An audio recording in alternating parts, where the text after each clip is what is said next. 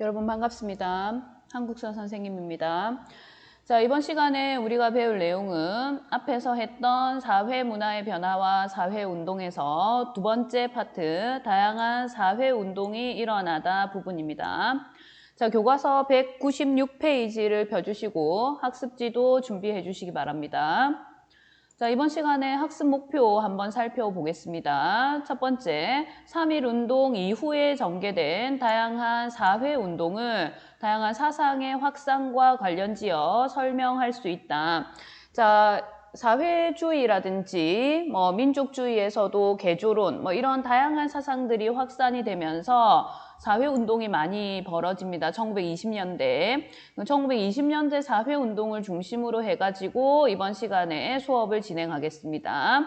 자, 특히 학생들이 주도한 60만세 운동과 광주 학생 항일 운동의 배경과 의의를 정리할 수 있다 이렇게 되어 있습니다. 그래서 이번 시간에 중요한 주제 중에 하나가 60만세 운동과 광주 학생 항일 운동이라는 이 3.1 운동 이후의 만세 운동이다라는 것을 알아두시면 되겠습니다. 자, 수업의 흐름도입니다. 자, 다양한 사회 운동이기 때문에 굉장히 다양한 계층에서 운동이 일어났는데, 자, 우선 농민이나 노동자들의 운동이 이제 첫 번째고, 두 번째는 청년과 학생을 중심으로 한 운동입니다. 자, 세 번째는 인권적인 측면에서 상당히 이제 낮은 지위에 있었던 여성이나 소년들이 일으킨 운동, 그리고 마지막으로 형평운동인데 이 형평운동은 조선시대에 아주 신분적으로 낮은 취급을 받았던 백정들이 일으킨 운동입니다. 그래서 이 신분해방운동의 성격을 가진 형평운동까지 한번 살펴보도록 하겠습니다. 자, 학습지 볼게요. 자, 학습지에서 첫 번째, 다양한 사상의 확산이 나와 있는데, 자, 사상의 확산에서 첫 번째로 살펴볼 것이 공화주의라는 겁니다. 자, 이 공화주의는 주권 재민에 기초한 자유와 평등의 실현을 목적으로 하는 사상입니다. 자, 주권 재민이라는 것은 여러분 다 아시다시피, 자, 주권은 누구에게 있다? 그렇죠. 국민에게 있다라고 하는 주권 재민을 기초로 해서 자유와 평등의 실현을 목표로 합니다.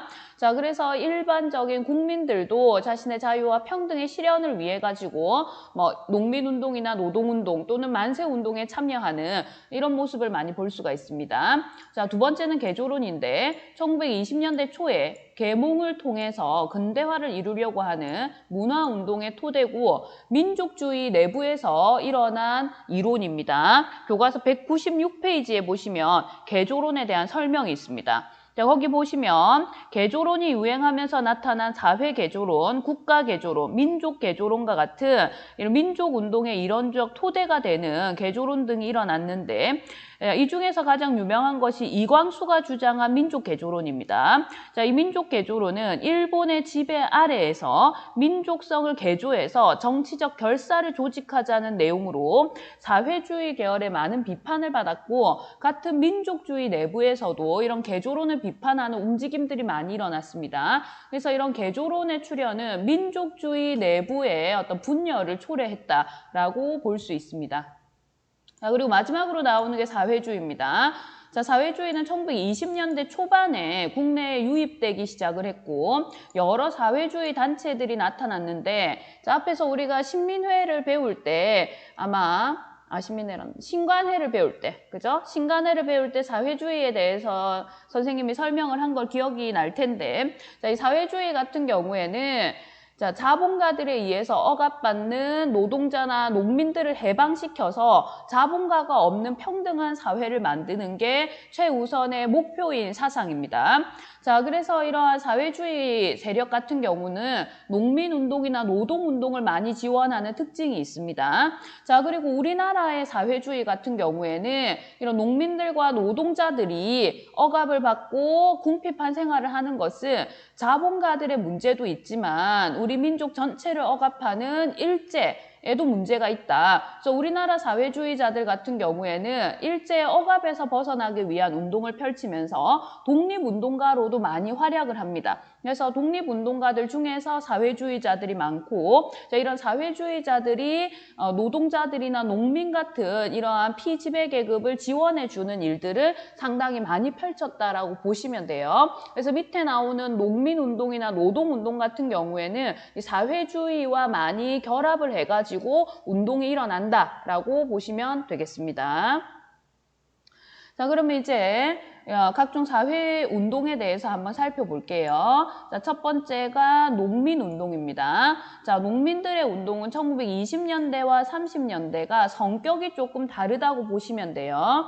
자, 1920년대 같은 경우에는 농민들이 너무 가난하고 소작농들이 특히 궁핍한 생활을 했기 때문에 20년대 농민운동의 핵심은 뭐냐? 소작료를 인하해달라. 혹은 소작지를 마음대로 이동하지 못하게 해달라와 같은 농민들의 무엇과 관련된다. 농민들의 그렇죠 생존권. 농민들의 생존권을 요구하는 그런 운동이 1920년대에는 많이 일어났습니다. 그래서 나는 소작료를 내지 않겠다.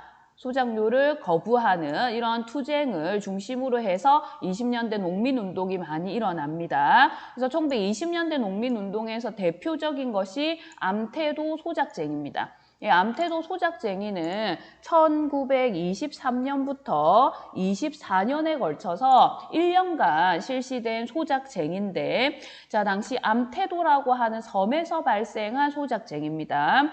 자, 당시 암태도의 대부분의 농지는 문씨 가문에서 소유하고 있었는데, 이 문씨 가문 같은 경우는 대표적인 친일파 인물들이었어요. 그래서 일제에 협력하는 그런 친일파였기 때문에 굉장히 힘이 있었다고 볼 수 있죠. 그래서 자기와의 소작농들에게 소작료를 얼마나 받았냐면 생산량의 약 70%를 소작료로 받았습니다.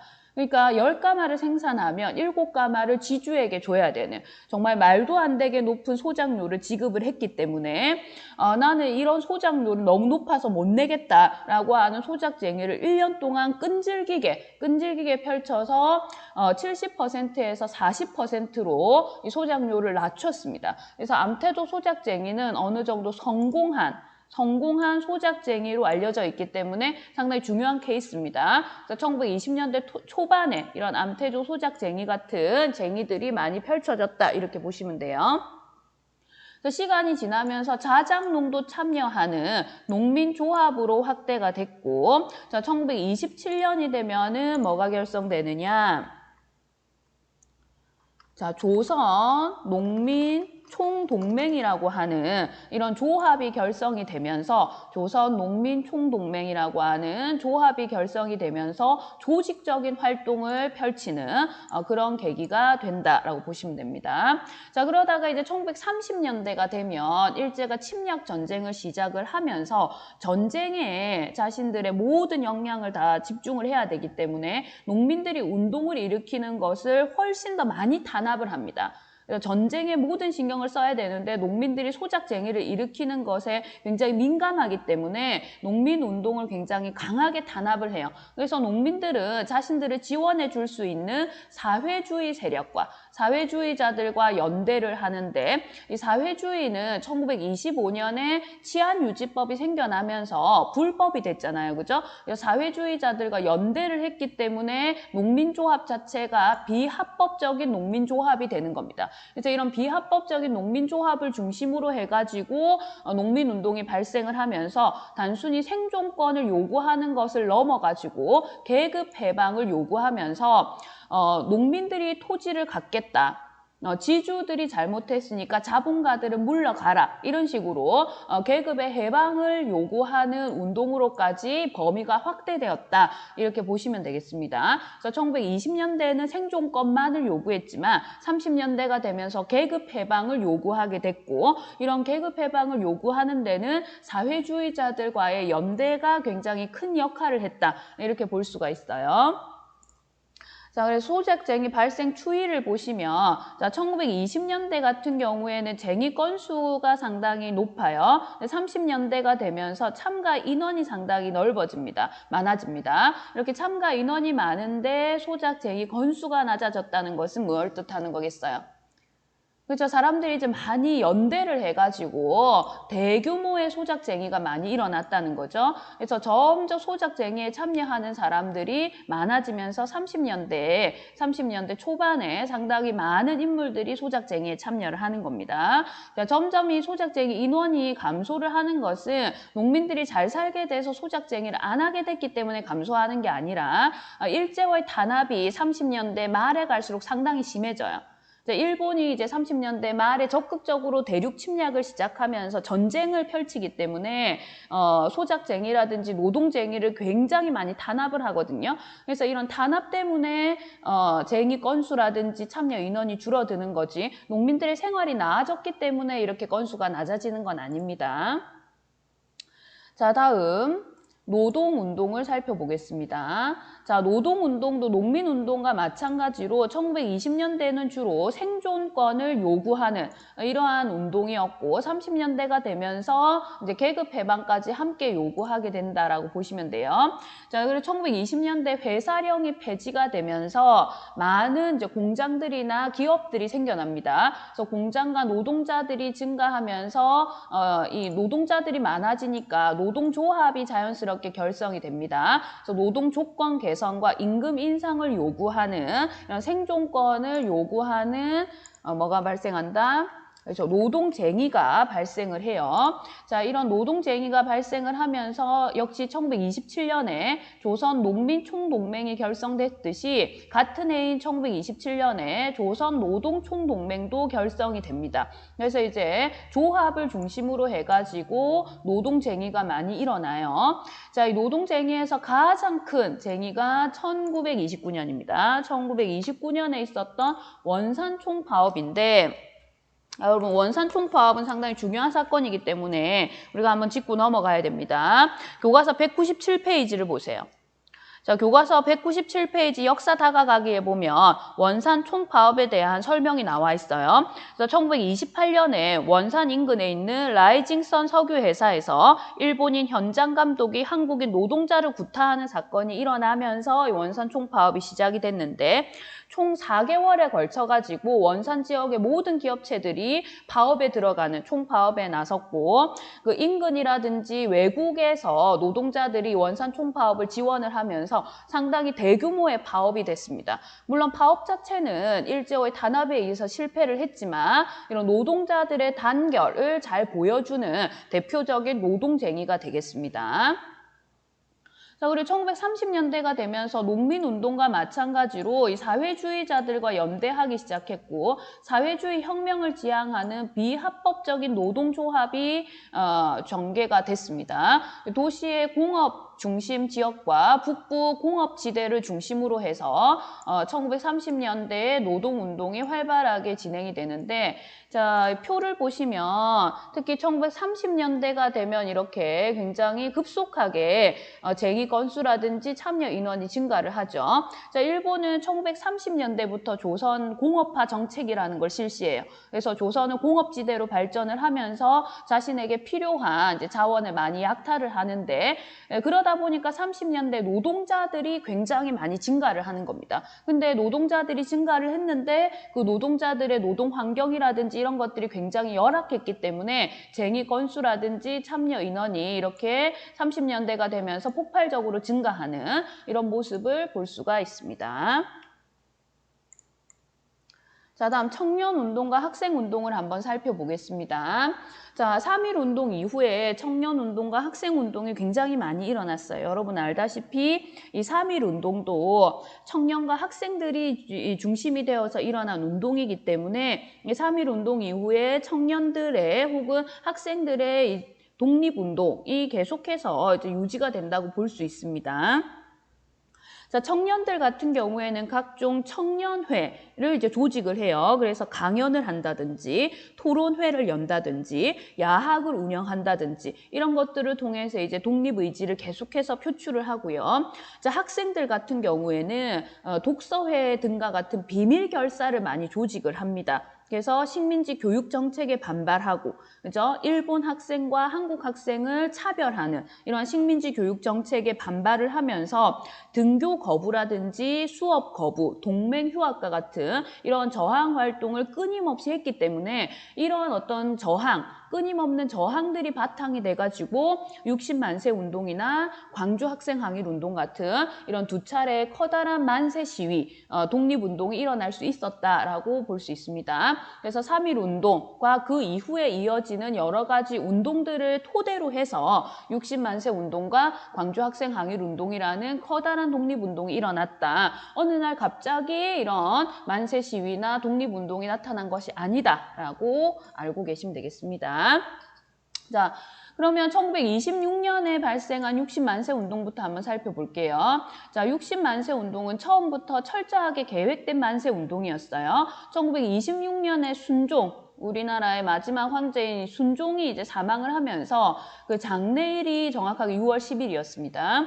그래서 우리가 3.1 운동을 배우면서 설명을 했지만 이 3.1 운동이 고종의 장례일을 기점으로 해가지고 계획된 운동이잖아요. 그래서 60만세 운동도 이 순종의 장례일을 기회로 해서 만세 시위를 이제 계획하고 추진을 한 거예요. 여기서 이제 주목을 해봐야 될 것은 참여한 단체들인데 1925년에 결성된 사회주의의 대표적인 단체죠. 이 조선공산당이 참여를 합니다. 그리고 여러 학생 단체들, 앞에서 얘기했다시피 비밀 결사였던 뭐 독서회 같은 여러 학생 단체들이 참여하고 민족주의 계열의 대표적인 세력인 이 천도교의 일부 세력들도 참여를 합니다. 그래서 사회주의 계열과 민족주의 계열이 함께 계획하고 활동을 펼쳤던 그런 운동이 60만세 운동입니다. 그러면서 경문을 살포하고 독립만세를 펼쳤는데 당시에 이제 일본 같은 경우에는 순종의 장례일을 기회로 해서 독립운동이 일어날 수 있다는 것을 어느 정도는 예측을 했어요. 왜냐하면 3.1 운동이 있었기 때문에. 그래서 일제어의 감시 때문에 사실은 60만세 운동은 사전에 발각이 돼서 굉장히 많은 이제 이 60만세 운동을 계획했던 인물들이 많이 잡혀갔습니다. 그럼에도 불구하고 이제 순종의 장례일에 여러 사람들이 모이기 때문에 그 사람들을 중심으로 해서 경문을 이렇게 살포를 하고 만세 시위를 함으로써 이제 일본에게 저항을 보여준 거예요. 그래서 여러분 교과서를 보시면 198페이지에 60만세 운동 당시의 모습, 그죠? 이제 순종의 장례, 이를 기점으로 해가지고 시위가 일어났다라는 걸 잘 보여주는 사진도 있고, 60만세 운동 당시의 경문도 있습니다. 그래서 조선은 조선인의 조선이다. 학교의 용어를 조선어로 해라. 이런 식으로 이제 학교에 대한 얘기가 나오면서 학생들이 시위에 많이 참여했다는 것도 알 수가 있고, 그 다음에 소작권을 이동하지 말라든지 8시간 노동제를 실시하라든지 이런 식으로 노동자와 농민들의 생활에 초점을 맞췄다는 점에서 사회주의 세력이 참여했다는 것도 알 수가 있습니다. 자, 그래서 이런 다양한 계층과 인물들이 모여가지고 60만세 운동을 계획하고 만세 운동을 펼쳤다. 물론 일본에 의해서 사전에 발각돼서 전국적인 운동으로 펼쳐지지는 못했지만 상당히 3.1 운동 이후에 일어난 첫 번째 대규모 만세 시위이기 때문에 의미가 있고요. 민족주의 계열과 사회주의 계열의 협력 토대가 됐다는 점도 상당히 중요합니다. 자, 그래서 이 뒤에 27년에 이제 신간회가 만들어질 때 그 토대가 되는 사건 중에 하나가 60만세 운동이다. 이렇게 보시면 돼요. 자, 그 다음에 3년 뒤에 일어난 1929년에 광주 학생 항일 운동입니다. 자, 이 광주 학생 항일 운동은 계획된 운동은 아니었습니다. 그래서 배경을 보시면 광주에서 한일 학생들이 충돌하는 사건이 발생을 하면서 이제 이것이 굉장히 충동적인 사건에 의해 가지고 발생한 시위다라는 걸 알 수가 있는데 교과서 198페이지에 보시면 그죠? 이렇게 만화 형식으로 쭉 나와 있는데 여기에 보시면은 나주역으로 향하는 통학 기차에서 한국의 여학생을 이제 일본 남학생이 희롱하는 것을 보고 그다음에 분노한 박준채라고 하는 한국인 학생이 이제 그걸 말리는 과정에서 약간의 충돌이 발생을 했어요. 근데 그 이후에 이제 한국 학생들과 일본 학생들이 막 싸웠는데 그 싸움에 대해서 학교의 선생님이라든지 일본 경찰 측이 일본 학생들의 편을 든 겁니다. 그러면서 한국 학생들을 막 잡아들이고 경찰서로 막 끌고 가고 그랬어요. 여기에 분노해서 학생들이 대규모 시위를 벌였고 이런 대규모 시위가 알려지면서 전국으로 시위가 확산이 됐습니다. 그래서 이 운동은 3.1 운동 이후에 일어난 최대 규모의 항일 민족 운동이다라는 측면에서 상당한 의미가 있어요. 그래서 중요한 사건입니다. 자, 그래서 그때 당시에 이제 학생들 같은 경우에는 비밀 독서회 이런 것들을 통해서 학교마다 다 연결이 돼 있었기 때문에 광주 지역의 학생들이 대규모로 시위를 벌일 수 있었고 이런 대규모 시위가 알려지면서 전국으로 확산이 됐고 더 큰 운동으로 확대를 시키기 위해서 누가 개입을 했습니까? 그렇죠. 신간회가 개입해서 민중대회를 개최하겠다라고 계획을 했는데 그게 일제에 의해서 발각이 되면서 또 신간회의 세력이 약화되는 계기가 되기도 했던 사건이 광주학생항일운동입니다. 그래서 이 광주학생항일운동은 신간회의 활동에서도 상당히 중요한 포인트가 되는 운동이고 그다음에 3.1 운동 이후에 일어난 최대 규모의 항일 민족운동이라는 점에서도 상당히 중요한 운동입니다. 그래서 이 내용을 잘 기억을 해두셔야 됩니다. 자, 다음 여성, 소년 운동을 살펴보기로 하겠습니다. 자, 여성들 같은 경우에는 당시에도 이렇게 사회적으로 많이 진출하지도 못했고 여성들이 차별받는 일들이 상당히 많았습니다. 특히 여성 노동자들의 차별이 상당히 심하게 이루어지면서 조선 여자 교육회라든지 조선 여성 동호회 같은 것들이 조직이 돼가지고 여성의 인권을 이제 향상시키기 위한 운동을 많이 펼쳤어요. 근데 문제는 이렇게 너무 많은 여성 단체들이 만들어지다 보니까 운동의 구심점을 제대로 만들기가 힘들었어요. 그래서 여성계의 민족 협동 전선을 만들기 위해 가지고 신간회의 자매 단체로 결성된 이제 단체가 바로 근우회입니다. 근우회. 자, 근우회에 대해서 한번 살펴보면 자, 이 근우회 창립 취지문인데요. 여기 보시면 우리 사회에서도 여성운동이 시작된 것은 또한 이미 오래다. 자, 그러나 회고해보면 여성운동은 거의 분산되어 있었다. 자, 그것에는 통일된 조직이 없었고 통일된 목표와 지도 정신이 없었기 때문에 단결해가지고 미래는 우리 것이다. 이렇게 하면서 창립 취지문을 발표를 했죠. 그래서 여성들이 단결해서 자신들에 대한 차별을 없애기 위해서 만든 단체가 근우회라는 단체다. 그래서 이것은 이제 여성계 운동을 하는 사람들 중에서 사회주의 세력과 민족주의 세력이 결합된 거기 때문에 민족 협동 전선을 위해서 만들어졌고 신간회와 함께 활동을 했다라는 거 알아두시면 되겠고요. 자, 그 다음에 아동, 어린이들의 인권을 높이기 위한 소년운동입니다. 여러분 지금은 어린이들의 인권이라든지 아동의 인권 같은 것들이 굉장히 존중되고 있지만 당시에는 어린이라는 용어 자체가 없을 정도로 어린이들의 인권이 굉장히 낮았습니다. 특히 잘 사는 집안에서는 막 어린애들을 이렇게 관리를 할 수 있지만 가난한 집안 같은 경우에는 영유아 사망률도 굉장히 높았고 어린 나이에서부터 노동자로 일하지 않으면 먹고 살 수 없는 집안이 굉장히 많았기 때문에 아동 노동자들도 굉장히 많았고 이러한 이제 아동들이 이제 열악한 상황에 노출이 많이 돼 있었어요. 그래서 이러한 아동들의 인권을 향상시키기 위해서 방정환을 중심으로 하는 천도교 소년회라는 조직이 있습니다. 자, 이 천도교 같은 경우에는 뒤에서도 배울 건데 동학의 이름을 바꾼 거거든요. 동학 같은 경우에는 기본적으로 인내천 사상이라고 하는 것을 바탕으로 해서 일어난 종교잖아요. 그래서 이제 여성이라든지 아동같이 인권이 낮은 이러한 이제 계층에 대한 관심이 굉장히 많았던 게 천도교인데 그 천도교 소년회라고 하는 단체를 조직해서 방정환이라는 인물을 중심으로 소년운동이 전개가 됐습니다. 그래서 어린 애들을 어린이라고 부르기 시작한 것도 1920년대부터입니다. 그래서 어린이라는 용어를 정식으로 사용하게 됐고 어린이날이라고 하는 날을 제정을 했고 잡지 어린이를 발행해가지고 이 아동의 인권을 높이는 일에 앞장을 섰어요. 그래서 청소년들, 아동들이 자라서 결국은 우리의 미래가 된다. 그러니까 이들에게 이제 정당한 인권을 부여해 주자라고 하는 운동이 많이 발생을 했습니다. 자, 다음 마지막으로 형평운동 보겠습니다. 자, 형평운동은 백정의 차별, 그죠? 백정의 차별이 원인이 돼가지고 뭐가 조직이 됐다?